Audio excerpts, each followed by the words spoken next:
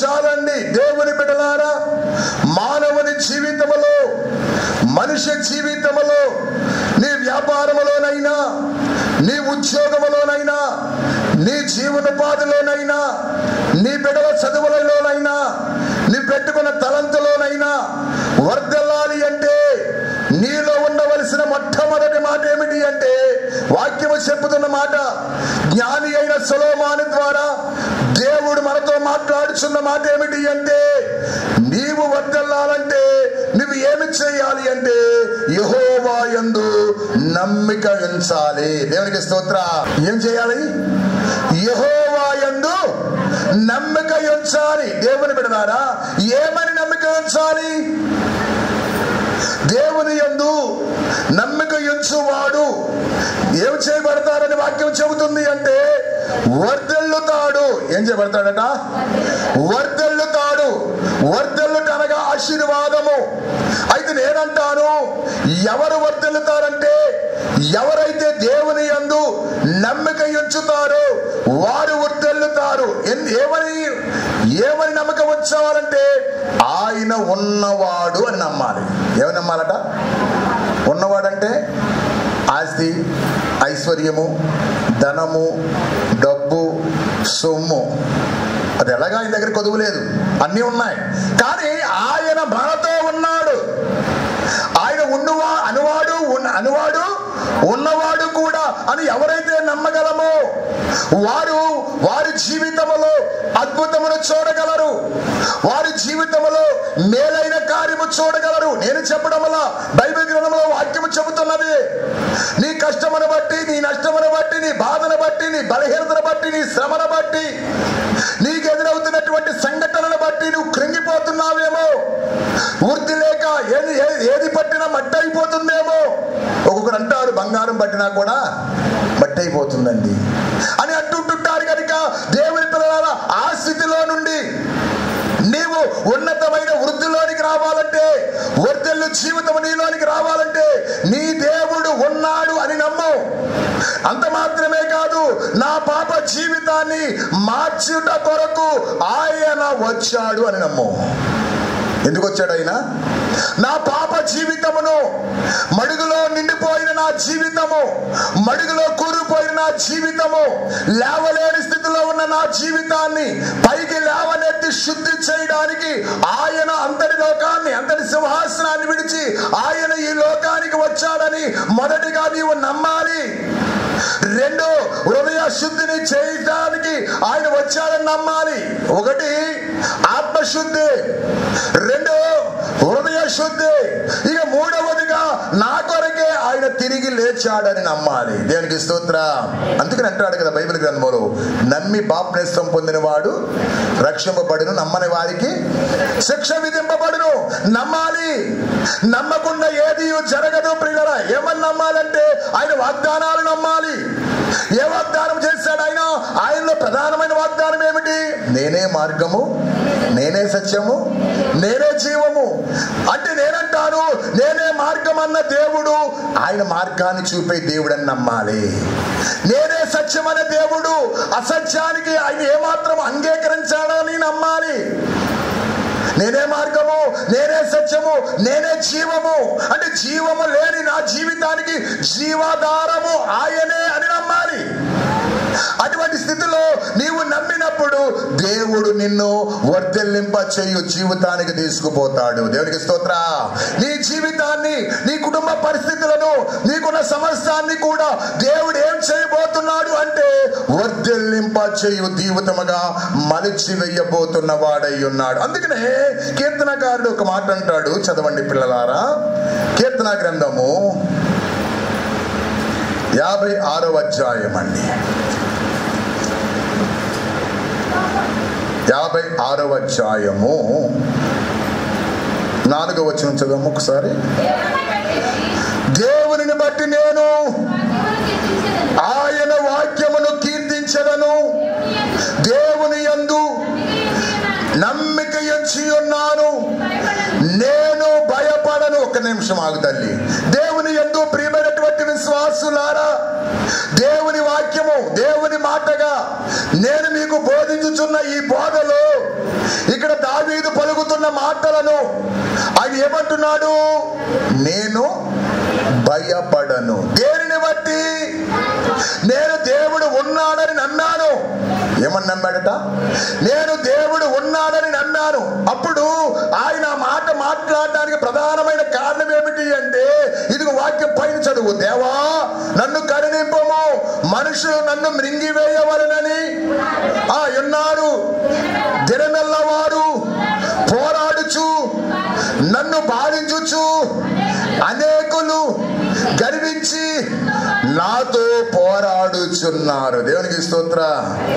ఇంటి దొంగలను ఎవరో పట్టుకోలేరండి. మన పోరాటం మొదటగా మన ఇంటిలోనే పోరాటం. నిజం. ప్రతి కుటుంబంలో వారికిగా చెబుతున్న అంశాలు కొంచెం బాధ అనిపిస్తూ ఉంటుంటాయి. బిడ్డలు తల్లిదండ్రుల మాట వినకపోవుట కానీ, తల్లిదండ్రులు బిడ్డలు మాటకు అంగీకరించకపోవట కానీ, ఆ రెండు మాత్రమే కాక అనేక విషయాలలో ఇంకా సందర్భాలు ఎన్నైనా మనకు అందరికీ తెలుస్తున్నాయి. అయితే నేనంటాను, ఇక దావీదు జీవితంలో ఏ సంఘటన ఎదురైందంటే పైన చూడండి, చిన్ని చిన్ని అక్షరాల్లో ఫిలిష్తీయులు దావీదుకు పట్టుకున్నప్పుడు అతడు రచించినది. ఎక్కడ పట్టుకున్నారట? దావీదును ఫిలిష్తీయులైనటువంటి వారు బంధించారు, పట్టుకున్నారు. వారు శ్రమల పాలు చేయాలని, దావీదు జీవితాన్ని మలిచివేయాలని, దావీదు జీవితాన్ని కృంగదీసివేయాలని, దావీదు జీవితాన్ని మృంగివేయాలని ఒక్కొక్కసారి మనకు కూడా ఎదురవుతూ ఉంటుంటాయి ఆ సంఘటనలు. మనకు విరోధులైనటువంటి వారు, శత్రువులైనటువంటి వారు, దుష్టులైనటువంటి వారు, నీ వృత్తిని చూచి వారవలైనటువంటి వారు, సమస్తమైనటువంటి విధానాలుగా ఈ లోకములో ఉన్న మానవులైనటువంటి వారు ఇబ్బందులు పాలు చేయాలి చూచేవారు ఇదిగో దావీదును ఎలాగైతే మింగివేయాలని చూస్తున్నారో, దినమెల్లా వారు ఏం చేస్తున్నారట? పోరాడుతూనే ఉంటున్నారట, బాధిస్తూనే ఉంటున్నారు, బంధిస్తూనే ఉంటున్నారు. అనేకులు గర్వించి నాతో పోరాడుతున్నారయ్యా, దినమెల్లా నా కొరకు పోచి ఉన్నవారు నన్ను మింగివేయాలని ఉన్నారు. నాకు భయము సంభవించు దినమున నేను నిన్ను ఆశ్రయించి ఉన్నాను. ఇప్పుడు ఎవరున్నారు నమ్మాలి? అది కాదు దావీదు చేసిన పని. అదే దావీదు అంత అభివృద్ధిలోనికి వెళ్ళడానికి మంద కాచే దావీదు ఒక సింహాసనం మీద కూర్చుని, ఆ సింహాసనం మీద నుండి రాజ్య పరిపాలన చేయగలిగాడంటే, ఒక రాజు ఒక దినము తరిమాడు, అదే రాజు సింహాసనం మీద దావీదును దేవుడు కూర్చుండబెట్టాడు. ఆ సింహాసనం మీద కూర్చుండి అధికారి కలిగాడంటే దానికి కారణం ఏమిటి అంటే, ఇదిగో దావీదు శ్రమలలో దేవుడు ఉన్నాడని నమ్మాడు. దేవునికి స్తోత్ర. తల్లి, దేవుని సన్నిధిలో ఉన్న దేవుని పిల్లలారా, దేవుని సన్నిధిలో ఉన్న దేవుని బిడ్డలారా, మన శ్రమలు వస్తాయి, బాధలు వస్తాయి. ఈ సమయంలో దేవుని మీద మనం నమ్మకం పెట్టుకున్నప్పుడు, దావీదు ఏ విధముగానైతే నమ్మకము పెట్టుటను బట్టి దావీదును దేవుడు రక్షించిన వాడై ఉన్నాడు. అక్కడ అంటున్నాడు, శరీరదారులన్నీ ఏమీ చేయగలరయ్యా? లోకములో ఉన్న మనుషులైన వారు, నాకు విరోధులుగా ఉన్న మానవులైన వారు నన్నేమి చేయగలరు? వారి శరీరము మట్టిదేది, కానీ నీది మహిమ గల శరీరం అయ్యా. నువ్వు మహిమ కార్యములు చేయగల దేవుడవు. నేను కాదు యుద్ధము చేసేవాడును, నీవే నా పక్షముగా యుద్ధము చేయవాడవు. దేవునికి స్తోత్రం. కాబట్టి నా ప్రియ దేవుని సంగమా, దేవుని సన్నిధిలో ఉండి దేవుని మాటలు వింటున్నటువంటి వారులారా, ఏర్పాటు సన్నిధిలో ఉన్న నీవు నేను కూడా ఏం చేయబడాలంటే, దేవుడు ఉన్నాడని నమ్మవలసిన వారమై ఉన్నాము. దేవునికి స్తోత్రం. హల్లెలూయా, హల్లెలూయా. యాదులు మనలను పడదోసిన, బాధలు మనలను కృంగదీసిన, అందరూ చెప్పకూడదు. యాదులు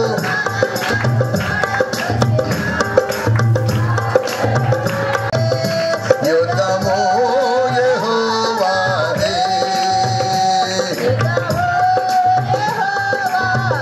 దేవునికి స్తోత్రం. ఏం చెయ్యాలట? ఏం చెయ్యాలి? ఏం చేస్తే వృద్ధిలోనికి రాగలము, ఏం చేస్తే అభివృద్ధిలోనికి రాగలము, ఏం చేస్తే సమృద్ధిలోనికి రాగలము అంటే ఇక్కడ దావీదు ఏం చేశాడు? అంతటి శత్రువు మోక అతను చుట్టుముట్టినా, అంతటి శత్రువు మోక అతను బంధించినా, అంతటి శత్రువు మోక ఏ విధముగా ఎన్ని పన్నాగాలు పన్ని ఎన్ని ఉచ్చులు అతని మీదకి వేసినా దావీదు ఎవరి మీద ఆధారపడ్డాడు? నా దేవుడు నాకున్నాడు, శరీరదారులు అన్నేమి చేయగలరు, శరీరదారులు మళ్ళీ ఏమీ చేయలేరు. వాడి ఆలోచనలు ఏమై ఉన్నా, వాడి తలంతులు ఏమై ఉన్నా, వాడి ఉద్దేశాలు ఏమై ఉన్నా, అది స్త్రీ అయినా పురుషుడైనా, వాడి తలంతులు ఎన్ని ఉన్నప్పటికీ కూడా దేవాది దేవుడు మనలను ఏ మాత్రము వారి చేతికి అప్పగించడు. చదివించడే చాలా పాయింట్స్ ఉన్నాయి కానీ సమయం చాలా అయినది. దేవునికి స్తోత్రం. కాబట్టి నా ప్రియ దేవుని సంగమా, దేవుని సన్నిధిలో ఉండి దేవుని వాక్యం వింటున్న వాళ్ళరా భయపడకండి. అదే అంటున్నాడు దావీదు. ఏమంటున్నాడు చివరిలో? ఏమంటున్నాడమ్మా? ఒక్క నిమిషము, 4వ వచనం. దేవుని బట్టి నేను ఆయన వాక్యమును కీర్తించదను, దేవుని యందు నమ్మిక ఉంచున్నాను కనుక నేను భయపడను. దేవునికి స్తోత్ర. ఎందుకు భయపడడు అంటే దేవుని వాక్యమును దావీదు ఏం చేశాడట? కీర్తించాడు. దేవుని వాక్యం అంటే అర్థం ఏమిటి? దేవుని వాక్యం అంటే ఏంటి? అర్థం ఏంటి? వాక్యమే. ఇందా చెప్పాను కదా నేను, వాక్యమే దేవుడు, దేవుడే వాక్యము కదా. అంటే దేవుని అంటే వాక్యము చదివి దేవుని మాటను అంగీకరించి దాన్ని అనుసరించి నడుచుటను బట్టి దేవుడు మనతో ఉన్నట్టు. కీర్తించడం అంటే ఘనపరచడము, అంటే ఆ మాట ప్రకారముగా నడువుట, ఆ మాట ప్రకారముగా జీవించుట, ఆ మాట ప్రకారంగా ప్రవర్తించుట, ఆ మాట ప్రకారంగా మనము అడుగు వేయుట. దేవునికి స్తోత్ర. కాబట్టి దావీదు అలా చేసి ఆ జయము పొందాడు, సింహాసనం మీద కూర్చుండగలిగాడు. ఎన్ని యుద్ధాలు అతని జీవితంలో చేసిన, ఆ ప్రయాణములో చేసిన, 20 సంవత్సరాల ఆ పరిపాలన చేసిన ఒక్క అపజయం అనేది దావీదు జీవితంలో రాకుండా అన్ని ఎంతమంది మోకట్టుకుని వచ్చినా అన్ని మీద కూడా జయము కలగడానికి ప్రధానమైన కారణం ఏమిటంటే అతడు దేవుని మీద ఆధారపడ్డాడు. దేవునికి స్తోత్ర. అది మొదటిదండి. రెండోది చూపించి ముగించేస్తాను. సామెతల గ్రంథము 2వ అధ్యాయం అండి. అమ్మా గ్రంథాలు తెరవండి. 2వ అధ్యాయము 7వ వచనం తల్లి. ఆయన యథార్థవంతులను వర్ధిల్లింప చేయను. ఎవరు వర్ధిల్లుదురు అంటే రెండవదిగా యథార్థవంతులు. దేవునికి స్తోత్ర. ఏంటండి యథార్థవంతం అంటే ఏమిటి? అర్థం ఏమిటి? ఎవరు యథార్థవంతులు? చేయబెగత్తాను సరస్సు వస్తారు. అయ్యో ఒక్కరూ లేరా? ఎవరు యథార్థవంతులు? అరే అయ్యో యథార్థవంతులు లేరా? పరిశుద్ధులు లేరు? ఒక్కడు లేడన్నట్లుగా యథార్థవంతులు లేరా? అయ్యో ఇంతకంటే శాపం ఉంటుందా? ఒకవేళ తెలియకుండా చేస్తే అది దేవుడు క్షమిస్తాడు. తెలియకుండా యథార్థ జీవితాన్ని విడిచిపెడతాం మనం. అయ్యో బాబా చెంపలు కొట్టుకోవాలి, నేను కొట్టుకోవాలి, మీరు కాదు, కొరడాతో కొట్టుకోవాలి నేను. ఎందుకంటే మీరు నా పిల్లలు, నేను మీ ఆత్మీయ తండ్రిని. నా పిల్లలు నేనే క్రమంలో పెట్టుకోలేకపోతున్నానంటే దాని అర్థం ఏంటి? చేత కానివా అన్నది. అంతే కదా. బోధించేలాగా బోధిస్తున్నాను, పాడేలాగా పాడుతున్నాను, ఆరాధించేలాగా ఆరాధింపజేస్తున్నాను, ఎన్ని విధానాలకు ఏం చేయాలి అది ఇన్ని చేస్తున్నాం. ఇక ఎందుకంటే ఎవడో తొల్లడు, ఇక్కడ ఏసావుడు తొల్లలేడు. మరి అన్ని విధానాలుగా అన్నీ చిరిగిపోయిన, అన్నీ ఊడిపోయిన, అన్నీ ఎండిపోయిన అన్నీ చేస్తున్నాం. అయినా మీరు ఇంకా యథార్థవంతులు. అయ్యి బాబు పొద్దున్న ఉపవాస ప్రార్థనలు ఎవరిని పిలిచామనుకోండి, ఎవరిని అడిగితే కనుక మీరు ఎలాగున్నా కానీ 2 చేతులు ఎత్తండి అమ్మా, లేకపోతే నేను కాళ్ళపై కట్టాలి. దేవునికి స్తోత్రం. మార్చుకోండి జీవితాలు. ఈ బ్రతుకు మారకపోతే మారాలి నీ మనసే మారాలి, నీ మనసే మారాలి. మారిన మనసు దేవునికి ఇస్తే ఫలితం ఉంటుంది. నీ మారిన మనసు ఫలితం ఉంటుంది. మారామంటూ మసగా కొడతాడు. మారామంటూ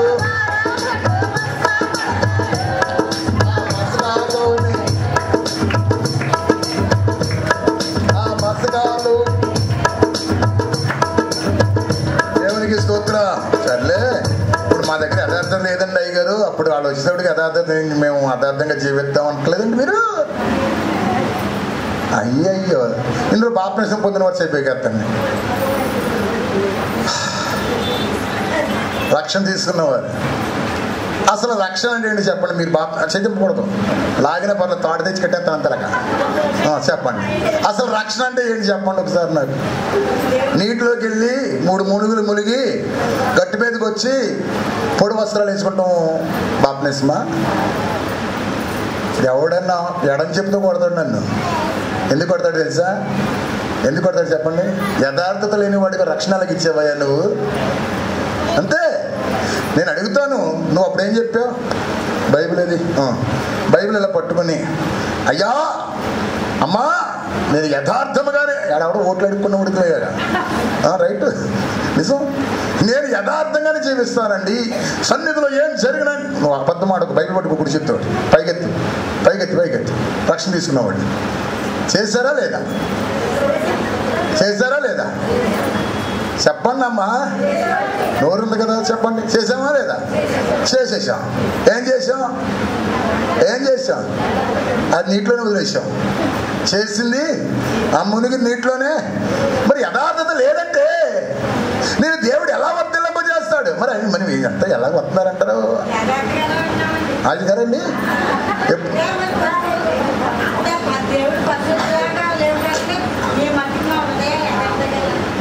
దేవుడు మిమ్మల్ని దీవించిన గాక. అబద్ధం ఆడకూడదు దేవుని సన్నిధిలో, అది ఇంకా పరమ పాపం కదా. అంతే అంతే అంతే కదమ్మా. బుజ్జిగా చెప్పండి చెప్పండి. నన్ను నిన్నమో 9ంటికి నన్ను ఇంటికాడ కూర్చోబెట్టారు. 9ంటికి నిన్న మా ఇంటికాడ. మీకు చెప్పలేదా? మొన్న ఏం చెప్పారు? బుధవారం లక్ష్మీవారం ఏం చెప్పారు? అయ్యగారు ఎక్కడికి వెళ్ళగడ 9ంటికి అన్నారా? నువ్వు అంటే చెప్పండి. యథార్థత అంటే అదే. నేను ఏసురత్నం ఇచ్చేయం లేదా దేవుడు అన్ను పచ్చిగారంటే కొడతామో అని భయం వేసి అసలు ఎక్కడికి వెళ్తే కొట్టు. 9 అయిపోయింది, 10 అయిపోయింది, 11 అయిపోయింది, ఇంకా చిరాకు వచ్చి ముందు కూడా వెళ్ళిపోయింది. మరి చెప్పాలి కదా, మాకు ఫోన్ చేసి చెప్పాలి కదా. ఏసురత్నం ఇచ్చేయం వదిలేయండి. అయితే నేను చెప్పే మాట ఏమిటి అంటే యథార్థవంతులే వదిలేతారు. నేను వదిలేయండి అన్నా. కొంచెం జీవితం మనకు తెలుసండి, జ్ఞానం ఉందండి. 2 చేతులు ఇచ్చాడు దేవుడు. 2 చేతులు ఇచ్చాడా? 2 చేతులు బాగున్నాయి. ఏ చేతితో ఆనందం తింటాం చెప్పండి అమ్మా. ఈ చేతితో తినొచ్చు కదా. ఎందుకు తినం? ఎందుకు తినం? అది తెలుసు. ఎందుకు తినకూడదో తెలుసు. యథార్థముగా ఎలా జీవించాలో తెలవదా? యథార్థముగా ఎలా బతకాలో తెలవదా? యథార్థముగా ఎలా మాట్లాడాలో తెలవదా? యథార్థముగా ఎలా నడవాలో తెలియదా? యథార్థముగా ఎలా చూడాలో తెలియదా? యథార్థముగా నీ క్రియ ఎలా చేయాలో తెలియదా? అంటే నేనంటాను, మరి తెలిసి చేస్తున్నారా, తెలియక చేస్తున్నారా? రక్షణ పొందే ఇది మహాశిక్ష చెబుతున్నా విశ్వాసులారా. నేను ఈ నవ్వుతా చెప్పడంలా, సీరియస్గా చెబుతున్నా. రక్షణ పొందిన వారిని ఒకదొప్పే. రక్షణ పొంది దేవుని దగ్గర ప్రమాణం చేసి నువ్వు యథార్థంగా జీవించలేదంటుంటేనే నాకు బాధ. అప్పుడు నాకు కన్నీళ్ళు వచ్చేస్తున్నాయి. అసలు నీళ్ళు వస్తలేదు, రక్తం వచ్చేస్తుంది కళ్ళు ఉంటే నాకు. ఇదేంటిది? ఎంత న్యాయమా? ఎక్కడైనా ఉంటుందా? ఉంటుందా ఇలాగా? మరి ఎవడో అడుగుతాడో అడగడో నాకు తెలియదు, కానీ ఎవడో చెబుతాడో చెప్పడం నాకు అనవసరం. కానీ మీరు కంపల్సరీగా యథార్థంగా బ్రతకవలసిందే. బ్రతికితేనే మీరు వర్తిల్లుతారు. నేనైనా సరే, నేనేం గొప్పనే కాదు, బూడిదిగాయండి మట్టిగాయండి. నేనైనా సరే యథార్థముగా జీవిస్తేనే వారు వర్తిల్లుతారు. అదే వాక్యం చెబుతుంది కదా. వాక్యం చదువు ఒక్కసారి చదువుతాలి, ఒక మాటే కదా అది. యథార్థవంతులు ఏం చేయబడతారట? వర్తిల్లుతారు. ఎలా వర్తిల్లుతారు? అన్ని విషయాలలో నువ్వు ఏది కావాలని కోరుకుంటున్నావో, ఏది అడుగుతున్నావో దేవుడి దగ్గర, ఏది వేడుకుంటున్నావో, దేని గురించి మొర్ర పెట్టుకుంటున్నావో అన్నిటినీ కూడా దేవుడు ఏం చేస్తాడంటే యథార్థవంతులకు కలిగచేసి యుక్త మార్గము తప్పక నడుచు వారిని ఆయన కేడమై ఉన్నారు. యుక్త మార్గము తప్పక అంటే మంచి మార్గం. మంచి మార్గంలో నీవు నడిచినప్పుడు దేవుడు నిన్ను తప్పక విడిచిపెట్టక ఆయన నీతోనే ఉంటాడు. దేవునికి స్తోత్రం. అందుకనే ఒక్క మాట చదవండి. యథార్థవంతులు యథార్థముగా జీవించుట, మాటను బట్టి యథార్థత ఉండాలి. 2 నడకను బట్టి యథార్థత ఉండాలి. 3 ప్రవక్తను బట్టి యథార్థత ఉండాలి. వారి దేవుడు యథార్థత జీవించే వారికి దేవుడు ఏమై ఉంటాడంటే సామెతలు 3:32 అండి. అక్కడే పేపర్ తిరిగే అవసరంలా. యెహోవాకు అసహ్యుడు ఎవడంట అంటే ఎవడన్నా ఉన్నాడంటారా? ఇక్కడ ఎవరైనా ఉన్నారంటారా? ఇప్పుడు చెప్పండి. కుటిల వర్తకులు చేయబెట్టండి.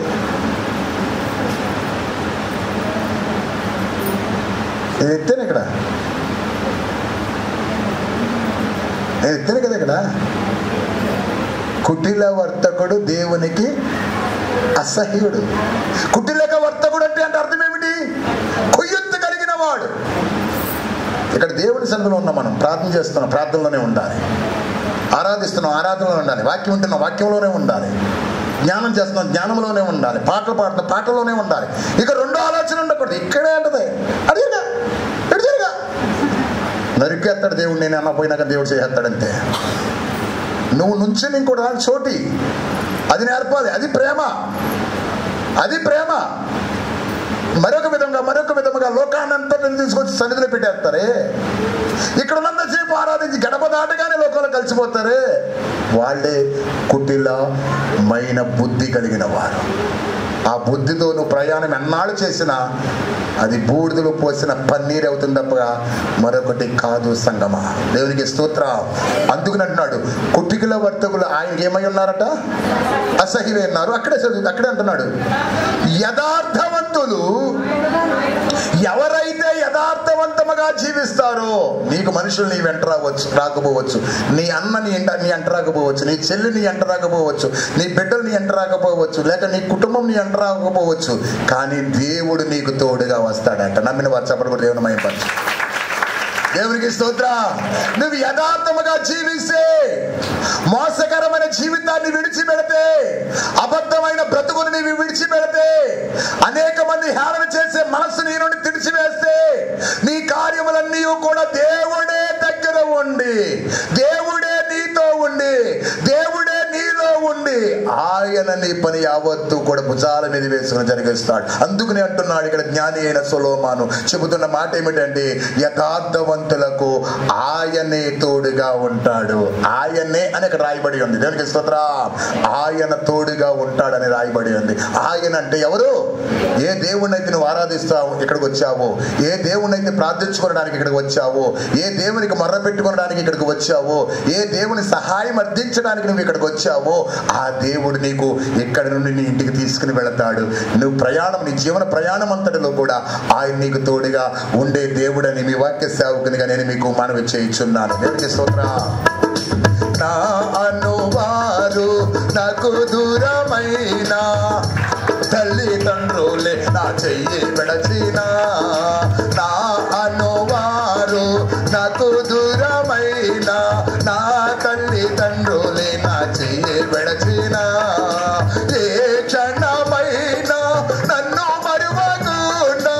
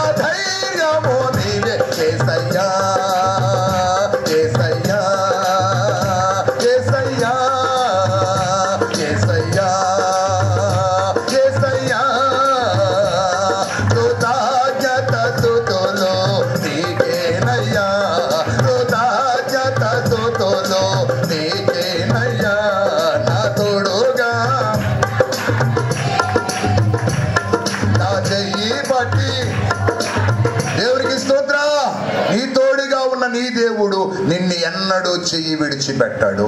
నమ్ముతున్నావా? నమ్మితే చెప్పడు కూడా దేవుని మహిమపరచు. నీ దేవుడు నీకు తోడుగా ఉన్నాడు అని నీవు నమ్మినట్లయితే నువ్వు ఎలా జీవించాలి? ఎంతమంది నమ్ముతున్నారు దేవుడు నాకు తోడుగా ఉన్నారు? ఎంతమంది నమ్ముతున్నారు? అబద్ధం ఆడకూడదు. అందరు కూడా నీకు చెప్పమ్మా, నువ్వు నమ్ముతున్నావు అలా ఆడకూడదు. అదే బద్దాను నేను ఇందాక చెబుతున్నాను. మళ్ళీ ఆడకూడదు. నీకెందుకు? నీవు ఎలాగున్నావు? నీకు దేవుడు తోడుగా ఉన్నాడు. అందరిని అడుగుతున్నాను కదా, నేను ఒక్కటే కదా తల్లి. చెప్పండి ఇప్పుడు దింపకండి. దేవుడు తోడుగా ఉన్నాడు అన్నవారు చేయబోయేస్తాడు. ఉన్నాడా? అయితే ఇప్పుడు వాక్యం ఏం చెబుతుంది? చదువమ్మా.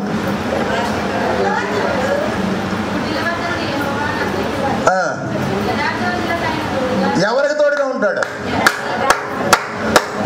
ఎవరికి? ఎవరికి? అందరూ చెప్పండి. ఎవరికి? మరి ఇందాక మీరు ఏమన్నారు?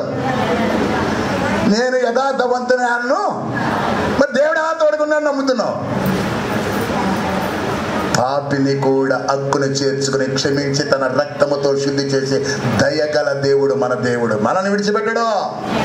పేతురు ఆమడ దూరాన్ని ఆయన కనపడినప్పుడు అన్నాడు, నువ్వు నిజంగా దేవుడు అయితే నేను నీటి మీద నడిచేలాగా చెయ్యి అన్నాడు. నడిచాడు. ఆయన చూచినంత సేపు కూడా ఎలాగెళ్ళాడు? నడుస్తూనే వెళ్ళాడు. ఎప్పుడైతే వెనక్కి చూసి దూరంలో ఉన్న మనుషులు చూశాడో, నువ్వు ఎంత పాపివైనా సరే నువ్వు దేవుని వైపు చూస్తే ఆయన రక్తం నీలోనికి వచ్చి శుద్ధి చేసి నిన్ను పరిశుద్ధపరిచే దేవుడు నా తండ్రి. దేవునికి స్తోత్రం. అట్టి రీతిగానే దేవుడు మనకు తోడై ఉన్నాడు. అయితే ఎప్పుడైనా సరే మన జీవితాన్ని మార్చుకోవాలి. ఇంకా పాప జీవితంలోనే పాపములోనే మునిగిపోతూ పాప సంబంధమైన నడకలోనే పాప ఆలోచనలోనే. పాపం ఏంటండి? తప్పే ఉందండి అయ్యగారు.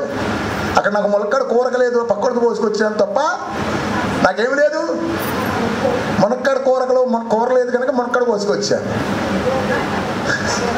తప్ప? తప్పే. పాపది. నువ్వు తెలుసు చేస్తున్నావు. అది అడుగు.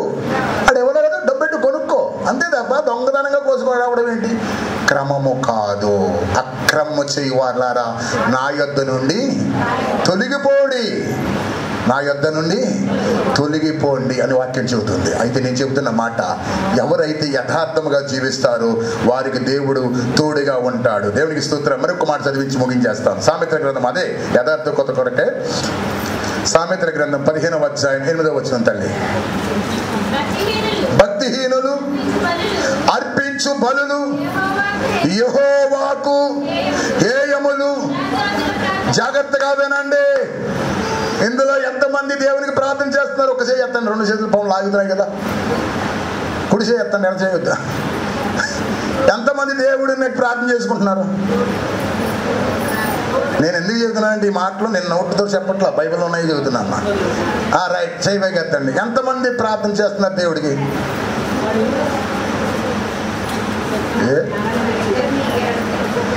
చెప్పండి. మాట్లాడకండి, మాట్లాడకూడదు. నేను చెప్పిన దానికి సమాధానం చెప్పండి. ఎంతమంది దేవుడికి ప్రార్థన చేసుకుంటున్నారు? ప్రార్థన చేసుకుంటున్నారని అడిగా. ప్రార్థన చేసుకుంటారు మీరు? ఎట్లున్నారండి? సిద్ధండి. రైట్. మరి ఏమంటారు అయ్యగారనా? మరి ప్రార్థన చేసుకుంటున్నారు లేదా? చేసుకుంటే చెప్పండి. ఏమని చేసుకుంటున్నారు? దేవుడు వింటాడేనా? అబద్ధం ఆడకండి. మరి ఆడు కూడా ఎత్తాడు బొమ్మ. రైట్, చెప్పు. వింటాడనే కదా. అయితే మరి ఇక్కడ ఏమంటున్నాడు? ఎవరి ప్రార్థన వింటాడట? ఎవరి ప్రార్థన దేవునికి ఆనందాన్ని కలిగజేస్తుందట? ఇప్పుడు ఇందాకైతే మేము యథార్థవంతులం కావండి అని చెప్పారు కదా. ఇప్పుడు దేవుడు మన ప్రార్థన వింటాడా వింటలేదా? నాకు అది కావాలి పాయింట్. చెప్పాలి. ఆనందంగా ఉండండి రా తల్లి. ఈ మాసం అంతా ఆనందంగా ఉంటారు. అది చెప్పండి. ఎవరు ప్రార్థన వింటాడంటే దేవుడు? యథార్థవంతుల ప్రార్థన ఆయనకి ఆనందము కలుగ చెయ్యను. దేవునికి స్తోత్ర. చెంట బిడ్డ, నీ బిడ్డ ఉన్నాడు, కొంచెం అల్లరి చేసి బురద చేసుకొస్తాడు. మనం ఏం చేస్తాం? తల్లి ఏం చేసి శుభ్రంగా కడిగి శుద్ధి చేసి పట్టుకెడుతుంది. మళ్ళీ వస్త్రాలు మారుస్తుంది. మళ్ళీ బురద చేసుకొస్తాడు, మారుస్తుంది. మళ్ళీ బురద చేసుకొస్తాడు, మారుస్తుంది. ఇలాగ నేను అమ్మగారు వెళ్తాను. అన్నిసార్లు బురద చేసుకొస్తాడు, కరెక్ట్ కొట్టొచ్చు కదా అన్నాం. నా బిడ్డే కదండి. అలాగే మన దేవుడు కూడా 1-2 సార్లు కూడా ఆలోచించి మనం శుద్ధి చేయొచ్చు ఇవన్నీ కూడా ఈ మారాలని మనం మోయలేమని ఆయన భుజం మీద వేసుకొని పాపభారము, వ్యాధి భారము, శిక్ష భారం, అన్ని భారాలు ఆయన భుజం కింద మీద వేసుకొని నువ్వు ఎలా ప్రార్థన చేసినా ఆయనకి ఆనందకరముగా ఉంటుంది. ఎప్పుడు అంటే నువ్వు యథార్థమైన జీవితముతో, యథార్థమైన మనస్సుతో, యథార్థమైనటువంటి హృదయముతో నువ్వు దేవునికి ప్రార్థన చేస్తే ఆయనకు ఆనందమే. అయ్యో 3 గంటలకు లేచి ప్రార్థన చేయి. నేను మొన్న మీకు చెప్పాను, ఆడగంటగొండకు చెప్పా, 3 గంటలు లేచి కనీసం మినిమం 1 గంట ప్రార్థన చేసుకోండమ్మా అన్న. 1 గంట ప్రార్థన చేసుకోండమ్మా అని చెప్పా. ప్రార్థన చేసుకోమన్న చెప్పిన తర్వాత 2 విశ్వాసులు ప్రారంభించారు. వారి జీవితాలు అనుకోని రీతి గొప్ప కార్యాలు, ఇలా బలమైన సాక్ష్యాలు, ఎన్నో సాక్ష్యాలు, మొత్తం అందరూ చెప్తారు సాక్ష్యం అక్కడ. విశ్వాసి ప్రతి విశ్వాసి వారమంతా దేవుడు ఇచ్చిన కాపుదాలను బట్టి ఏం చేశాడో తెలిసి మొత్తం సాక్ష్యానికి మాత్రం ప్రతి విశ్వాసులు ఎక్కుతారు ఆదివారం కూడా. అయితే లేచి ప్రధానమైన బలమైన సాక్ష్యం ఏంటంటే అయ్యగారు ప్రార్థన చేయమన్నారు. 3 గంటలు లేచి ఆయన అయ్యగారు గంట చెప్పారు. మేము గంట మోకరించి నా భార్య భర్త మేము ప్రార్థన చేసుకున్నాం. దేవుడి అంటే కొన్ని విషయాలు చెప్పకూడదు కానీ చెప్పట్లా, కొన్ని దేవుడు ఈ కార్యం చేశాడు. ఇదిగో ఇక్కడ ఏముంది, దేవుని వాక్యం ఉంది, దాని మీద చేసాను నేను.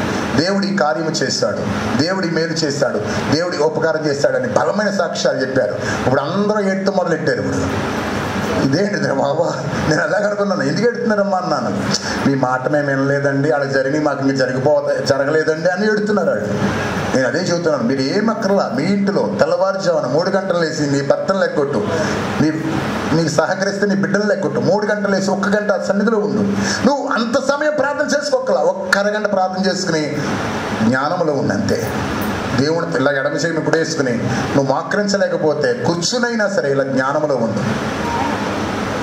అసలు ఏ ఆలోచన వద్దు, దేవుని ఆలోచనే ఇంకేమొద్దు. అసలు నీ కష్టం, నీ బాధలు, నీ బలహీనత ఏం జ్ఞాపకం చేసుకోకు, ప్రార్థనలో చెప్పు అంతే. తర్వాత ఇలా మౌనంగా ఉండి జ్ఞానంలో ఉండు. జ్ఞానంలో ఉంటే జ్ఞాన ఆశీర్వాదములు మనకు వచ్చేస్తాయి. దేవదాస్ గారు మనకు నేర్పింది అదే. దేవునికి స్తోత్ర. అయితే నేను సమయం అయిపోయింది కానీ ముగించలోకి వెళ్ళిపోతున్నాను. అయితే నేను చెప్పే మాట ఏమిటంటే, ఎవరికి దేవుడు వర్ధిల్లింపజేస్తాడంటే, 1 ఆయన నమ్మిన వారిని, 2 యథార్థవంతులను చెప్పడానికి కొంత సందేహం చేస్తున్నారే. యథార్థవంతులను ఆయన ఏం చేస్తాడు, వర్ధిల్లింపజేస్తాడు.